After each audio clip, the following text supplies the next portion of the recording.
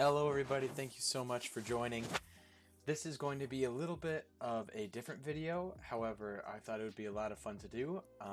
I am a teacher in the real world, and I have not had much time at all to take a look at anything from Set 5. I mean, I've seen basic gameplay in the background, but honestly, I couldn't tell you much of anything about what's going on at this point. So this is going to be my very first look at all of the reworked items, and on top of that, all of these shadow items, which is the mechanic for Set 5 if you did not know. Basically, at the second stage of every set, there will be a shop that pops up, and you have the ability to choose between a regular item or a shadow item, or, you know, maybe it could be 2 of each, 3 of each, 4 of each. I don't even know exactly what it is just yet, but I've seen it, and it seems pretty cool. So the set mechanic for this upcoming set, Set 5 Reckoning, are the shadow items. But with that being said, we're just going to hop right into it. So, up first, we have Archangels Staff, and it says each time the holder casts their ability, they gain ability power equal to 35% of their maximum mana. I'm really sad about this, honestly. I mean, it seems like it'd be okay. I mean, it's not going to be something that I build, but I used to love Luden's Echo. Back when it was on Nami, that was hilarious. And then when it was on Brand, I mean, I would build IE Jeweled Gauntlet with Luden's Echo on Brand, and you could just one-shot their whole team before it was nerfed. It was a lot of fun. So I'm sad about this. We'll see how good it is. I mean, honestly, it could be pretty good on someone that could stack AP or someone that casts a lot. So if you had blue buff plus Archangels, I mean, if they're casting a lot of abilities, that could be pretty strong. Excuse me. Up next is Bloodthirster. Basic attacks heal for 40% of the damage dealt. Upon falling below 40% health, the wearer gains a 30% maximum shield that lasts up to 5 seconds. See, I think this is a great change. The reason being is because nobody built Bloodthirster before this. I mean, it was a completely forgotten item. Nobody built it. I think that's a good change. Frozen Heart reduces the attack speed of enemies within 2 hexes by 35%. Also a good change. Instead of doing 1 hex, 50%, now it's 2 hexes, 35%. So this is going to be great on assassins. It's also going to be great for your front line. If they're able to, you know, break through the other team's front line, there's going to be a little bit more room of slowing attack speed. And 15%, I mean, not a big difference, but you're doing 2 hexes in every direction. That's way better. Hand of Justice now, instead of doing 40% damage, now it is adding 40 attack damage and 40 ability power. I am not entirely sure if that would be better or worse, but the one thing that I can say is that I don't think it's going to be as consistent. I mean, just adding 40% raw damage to anything, you always know what you're going to get, 40% raw damage. But here, now, this is probably going to be a lot better in the early game and a lot weaker late. That's pretty much all I have to say. RFC, Rapid Fire Cannon, huge nerf. Huge nerf. I mean, huge nerf. 1 hex instead of 2 hexes for all melees. And ranges can't just stand in the corner anymore. I think that they were trying to focus on positioning in this set, as you will see when we do a champion breakdown later on. I'm hoping that I can tomorrow. If I don't, we will see, but I really want to if I have time. This new redemption I really like. It's great on frontline units now. Instead of when somebody dies and basically having a sacrificial lamb healing everybody on the map, now redemption every 5 seconds, they radiant an aura to allies within 1 hex, healing them for 25% of their missing health. So basically, every 5 seconds, you're getting a quarter of your health back. So if they stay alive for a while, you're getting a lot of value. So throw a redemption on a super tank, and it's going to help your whole team. Titan's Resolve, Hen. They messed that up. When the wearer takes damage or inflicts a critical hit, they gain 2 attack damage and spell power. This stacks up to 25 times, at which the wearer gains 25 armor and 25 magic resist. I don't really have too much insight on this one. It could be good. I'm not sure. I mean, basically, they're just ramping up damage until the end, where they also get bonus armor and magic resistance. I think it's a bit of a nerf until you hit 25 stacks, and then I can see how it would be pretty good. Zephyr, when the combat begins, the wearer summons a whirlwind on the opposite side of the arena that removes the closest enemy from combat for 5 seconds. That's the same, but look at this. Ignores CC immunity. That is huge, folks. I mean, it used to be if you had a Zephyr, you couldn't hit somebody that had a QSS. Now, that is no longer a thing. You can Zephyr anybody, which makes the item that much stronger, especially in the late game. Up next are the shadow items. Oh yeah, and this should go without saying, the rest of the items are all remain the same. You know, anything from Roonan's Hurricane, GA, Guardian Angel, you know, Last Whisper, those are all pretty much the same. So don't worry about that. Shadow items, the set mechanic. This is my first time looking at these. I'm really excited, so let's see. Archdemon's Staff. Each time the holder casts their ability, they gain empty maximum health equal to 300% of their maximum mana. The holder then heals for that amount. Interesting. So basically, every time that they use an ability, they gain empty maximum health equal to 3. So they're basically, for the round, it's not permanent, but they just gain more mana, or more health every time they cast their ability. So this would go pretty well on a tank. I would think that if you paired up the new Redemption with this Archdemon's Staff, you're going to get a lot of raw HP. I think there could, situationally, it could be pretty good. Okay. Chalice of Malice. When the combat begins, all of the holder's allies within 1 hex in the same row gain 45 ability power for the rest of combat. The holder loses 20 ability power instead of gaining any. Huh. So basically, what I'm gathering from this is you would put this on someone that either has an ability, like, you know, it could heal your team, or it could be a CC rather than damage, and then you could put this that would really buff up the people on the left and right. So you would want this on somebody that's not too worried about ability power. I could see it. The cool thing about the shadow items, what I'm already noticing already, especially with this, and I have heard this from a friend, is they kind of all have like a niche to them, and they're not all the same. So this person loses 20 AP, gives them 45. The Caustic Deathblade, granting a kill, grants the holder 15 attack damage for the rest of the combat. It can stack any number of times, starting at 3. Oh, so they start with 45 AD. That's really nice. And the holder receives 20% maximum health reduction. So yeah, they get more AD, but they have less maximum health. I would think that this would be a great item because, I mean, you're not really looking to have your carries have a ton of HP anyway. That's a lot of attack damage. I would gladly give up 20% maximum health. This is a great item in my opinion. Probably the best so far. Sacrificial Infinity Edge. Ooh, this one's got a paragraph. Grants 75% critical strike chance, including components. Each point of critical strike above 100% becomes 1% critical strike damage. The holder also gains 30% critical strike damage. Each time the holder critically strikes, they deal 3% of their maximum health themselves as true damage. Oh, as true damage. Wow. Okay.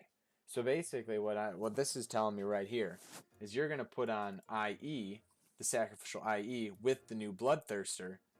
That way you don't just kill yourself the whole time. I mean, that's a lot of raw damage. That's a ton. But you're going to need to make sure you stay alive. That's pretty cool. I like that. You're just getting a ton of damage, but you got to make sure you stay alive. I like this so far. It's pretty cool. Spectral Spear of Shojin. The wearer's attacks restore 14 additional mana, but the wearer deals 20% less damage. Okay, well, I mean, just put it on somebody that doesn't deal damage, and that's great. I feel like that's pretty self-explanatory. I mean, why not put it on a support that heals everyone around them, or put it on a CC bot that wants to, you know, CC people over and over? I feel like that's pretty self-explanatory. Refracted Dragon's Claw. Reduces incoming magic damage by 15%. Negates bonus damage from incoming critical hits. Okay. I could see it. You get 40 MR, you reduce magic damage by 15%, and it can't critically strike you. Definitely a good item. I like it. I like it. Dark Shroud of Stillness. Interesting. When combat begins, the holder shoots a beam straight ahead and behind that delays affected enemies and allies' first ability casts, increasing their maximum mana by 65% until they cast. Oh, wow. Wow. So you are basically going to hurt your own team and someone else's team, but you could put the person in the middle and position all your people around the outside, or put your person on a side and then position your team in the middle and the opposite side. Wow, I mean, that is 65% is crazy, and I could see it working, but it might kind of put you in a bit of a pinch in certain situations if you have to hug all of your champs on one side of the equation. We're gonna have to see how that works out. It's an interesting mechanic. Caustic Quicksilver. The wearer is immune to crowd control for the entirety of combat and receives minus 20% maximum health. Immune to crowd control for the entirety of combat? Who cares? I'll start at 80% HP all day of the week to never, ever be crowd controlled. If you stick on a QSS with a Bloodthirster, and then maybe something else, a Bloodthirster, and maybe like, I don't know, the new Titan's Resolve, I mean, you're going to be unkillable no matter what. Who cares? Yeah, all day long. This is a great, probably the best item I've read so far. You lose 20% maximum health, who cares? Static Stiletto. Oh no, Riot. Every other attack from the holder unleashes chain lightning that strikes 4 enemies. Dealing 70 magic damage and reducing their magic resist by 70% for 5 seconds. The holder receives 33% attack damage. I mean, what? I mean, it's cool in theory, but from what I'm noticing from a lot of these items is that tier has a lot better uses than this. I don't think I'll be building it. Vengeful Trapclaw. Blocks the first enemy ability that hits the holder. Then teleports them to the ability's caster and causes both units to start targeting each other. They deal 25% increased damage to each other. Well, this is interesting. So if you were to put this thing on, let's just say, a tank in the front line, and their AD in the back attacks it with an ability, procs it, well then your frontline tank is going to go to the back line, and they're going to do 25% increased damage to each other. But it's most likely going to happen that the tank will win. I could definitely see some uses out of this, but it might be tough to pull off. It's going to be a very situational item. Turbulent Zephyr. When combat begins, the holder summons a whirlwind on the opposite side of the arena that removes the closest enemy from combat for 8 seconds. Wow. Once the enemy returns to combat, they gain 30 attack damage and ability power for the rest of combat. And they ignores CC immunity. Okay, just like the other Zephyr. Wow, 8 seconds though? I mean, even though if they get 30 AD and AP for the rest of the combat, like, most fights are close to over after 8 seconds. I don't think they're going to be able to come back from that. That's also a really great item. Plus you get raw magic resist and health. Great item. Final Whisper. When the holder inflicts a critical hit, the target's armor and magic resist are reduced by 50% for 5 seconds. The holder's armor and magic resist are also permanently reduced by 25%. Yeah, who cares? Your carries are going to be so squishy anyway. I mean, they're going to get one shot by an AP character. I mean, they're going to get one shot by most assassins or AP characters. Who cares if they have 25% less armor and magic resist? Great item. Reduced by 50% for 5 seconds? Oh yeah, I will build that all the time if I'm playing an AD comp. Well, and magic resist. I mean, so you could get a good hybrid comp out of it. Force of Darkness. Interesting. The holder's team gains +2 maximum team size? +2? +2. So you're telling me if I'm level 7, I have 9 characters out there. But the player's little legend takes 100% bonus damage after losing a battle?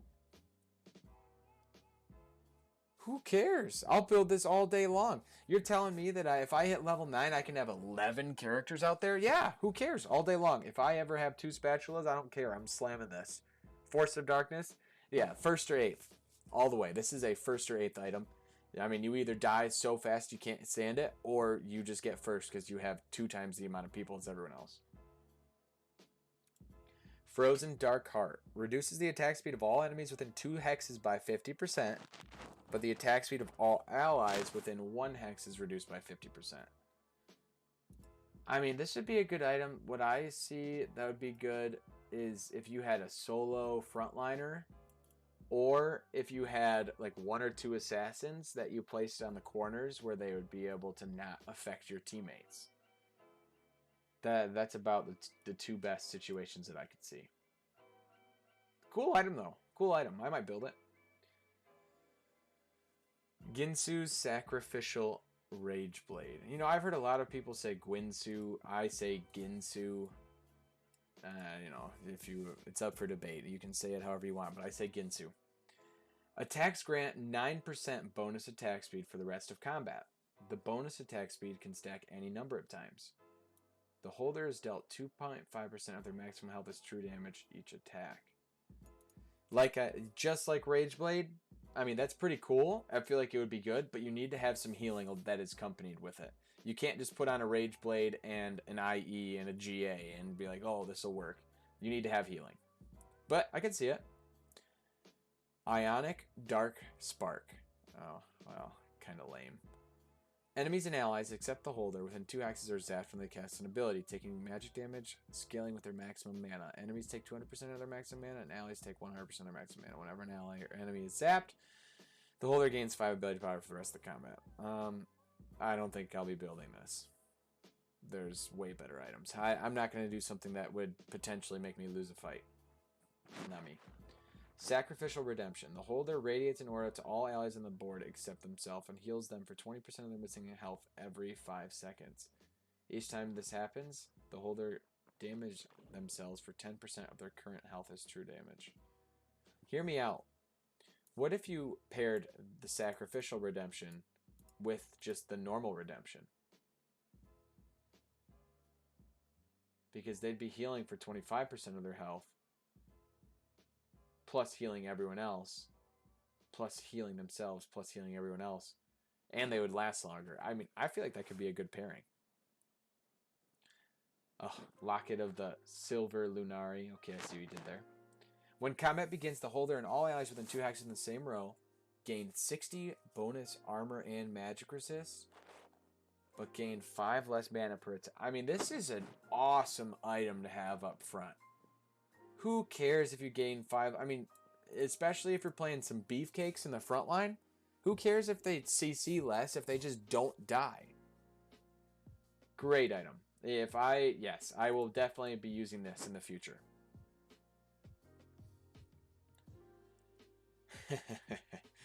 More evil Anomicon. I like it.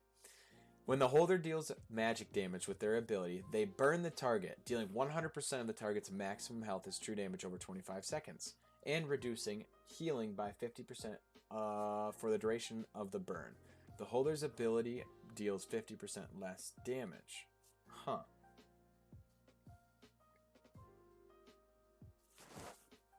What I would think I mean, dealing 100% of the target's maximum health as true damage over 25 seconds. I mean, that's just kind of goofy because, like, a fight is never... I mean, in the past, it's never really lasted 25 seconds. But, like, the cool part about it, though, is it's just going to keep doing damage, which I think is very valuable. I think that is the overarching theme here, is it's just going to keep doing damage, which I think is cool. Okay. Will I build it? I don't know. We'll see. Sacrificial Gauntlet. The holder's magic and true damage from their ability can critically strike. The holder gains 40% critical strike damage and 20% critical strike chance. Each time the holder casts their ability, they deal 15% of their maximum health to themselves as true damage. Yeah, so if you have Sacrificial Gauntlet, well then you just pair that up with a Hextech Gunblade and you call it a day. Rabbidon's Caustic Deathcap grants 100 AP and minus 20% maximum health. Yeah, who cares? Pair this up with a Hextech Gunblade, good to go. I mean, that 100 AP is a ton. I mean, that's crazy. That's so much damage. You'll heal back to full in one ability. Rapid Death Cannon. Increases the holder's attack range by 1 hex. Additionally, the holder gains 40% in bonus attack speed when there are no enemies within 2 hex. Yeah, I don't know. I mean, that sounds dumb. I'm not going to do it. Riskthirster. Interesting. Physical damage heals the holder for 40% of the damage dealt. Each time the holder heals to 90% health, they gain 30% attack speed for 3 seconds. The holder takes 33% of their maximum health in true damage at the beginning of combat. I mean, okay. I mean, they're going to be healing for a lot. So if they can stay alive, it doesn't matter if they lose 33% of their health. Yeah, it looks like a great item. And they get attack speed from it. I would definitely build it. Maybe on, you know, like an Olaf or something from last set. That sounds like it would be good. Roonan's Untamed Hurricane. The holder's attacks fire bolts at 2 nearby enemies, dealing 50% of the holder's attack damage. These bolts can critically strike but do not apply on hit effects. Yeah, who cares? You're attacking 3 people? If I'm reading that correctly and you're attacking 3 different people, I mean, I would take that all day long. You're attacking 3 people. That's what I'm understanding by this. I may be wrong, but what I'm understanding is you're attacking 3 people, and I would build that all the time. Imagine if Olaf was attacking 3 people. I mean, that's pretty nuts. Titan's Revenge. Every 3 seconds, the holder's next attack deals 25% of the total damage they have taken since the last empowered attack as true damage. So basically, the longer that they're alive, the more damage they are going to do. I could see that as being pretty beneficial on like a big tank in the front line. I could see it. I would have to see it in action, but I could see it. Very Dark Blue buff. Good one. After casting their ability, the holder gains 15 mana. If the holder has less than 60% health, this is increased to 50. Oh, wow. So basically, you want someone to be low health and they just permanently cast abilities. That's pretty cool. I don't know how that would be too useful, though, because normally you don't want your characters to be low health, but I don't know. We'll have to see how it goes. Refracted Bramble Vest. Bramble Vest. Grants 200 bonus armor. Yeah, give me that all day long. 100%. Give me that. Warmog's Sacrificial Armor. Grants 1800 bonus health. The holder takes 100 true damage each second. I don't know. I mean, I think there's going to be better items than that. I mean, because unless you pair this up with a Redemption, you're going to die pretty quick. But I could see how it would be useful, but I'm not sure yet. Zeke's Bleak Herald. When combat begins, the holder reduces the attack speed of all allies within 1 hex in the same row by 25% attack speed. The holder then gains 40% attack speed for each affected ally. Oh, wow. So if you put this on an ADC in the backline and you just put some, I don't know, some tanks that protect it from assassins in the back, or, you know, some people that you don't necessarily need to have attack speed, well, then you could get 80% attack speed. And then your 2 tanks. Yeah, yeah. Screw putting this Warmogs. If I have one of these shadow belts, I'm going to look to build this. If I'm playing an AD comp, I'm going to be doing this. Unstable ZZ Rat Portal. At the start of combat, the wearer taunts enemies within 2 hexes. When the holder dies, a construct with 500 health arises and taunts enemies again. When it dies, it deals 500 true damage to enemies within...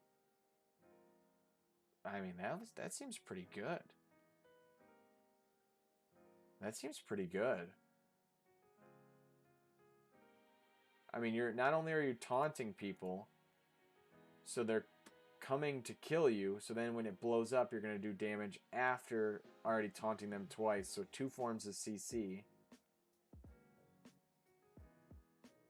I really like this item. Huh. I'm definitely going to be building this too, just to check it out. So I like the ZZ Rot, Zeke's, Titan's Revenge could be decent. Refracted Bramble Vest, 100%. Roonan's great item. Bloodthirster's pretty good.